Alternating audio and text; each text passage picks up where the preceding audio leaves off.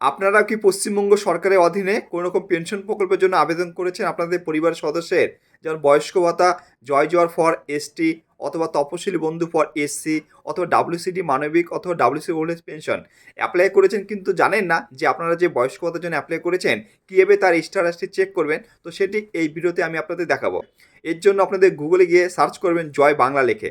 জয় বাংলা লিখে সার্চ করলে আপনাদের সামনে দেখুন জয় বাংলার যে ওয়েবসাইটটি আছে গভর্নমেন্ট অফ ওয়েস্ট বেঙ্গল, তো জাস্ট এবার ক্লিক করবেন। ক্লিক করার পর দেখুন জয় বাংলার যে পোর্টালটি বা পেজটি চলে আসবে আপনাদের সামনে। ঠিক আছে, এই যে পশ্চিমবঙ্গ সরকারের সমস্ত সামাজিক পেনশন প্রকল্প আছে যে, তো সেগুলি এখান থেকে আপনারা চেক করতে পারেন ইজিলি। ঠিক আছে, জাস্ট এবার ট্র্যাক অ্যাপ্লিক্যান্ট স্ট্যাটাস এর উপর ক্লিক করবেন। ক্লিক করার পর দেখুন এই যে স্কিম আছে এর উপর ক্লিক করবেন স্কিম। তো দেখুন পশ্চিমবঙ্গ সরকারের অধীনে যে সমস্ত পেনশন প্রকল্প আছে তার লিস্ট চলে আসবে এখান থেকে।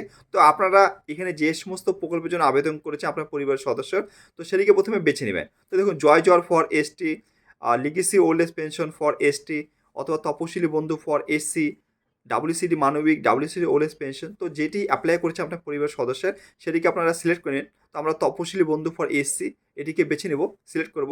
এরপরে সার্চ ইউজিং, তো তিনটি জিনিস দিয়ে আপনারা সার্চ করতে পারেন।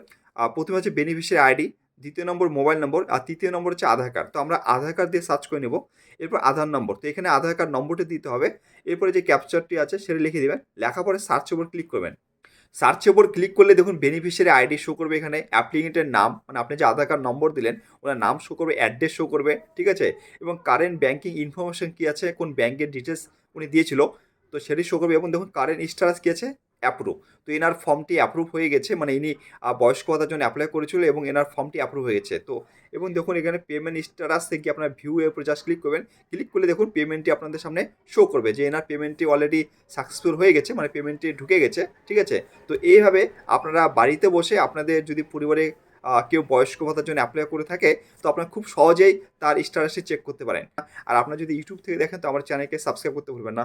ধন্যবাদ।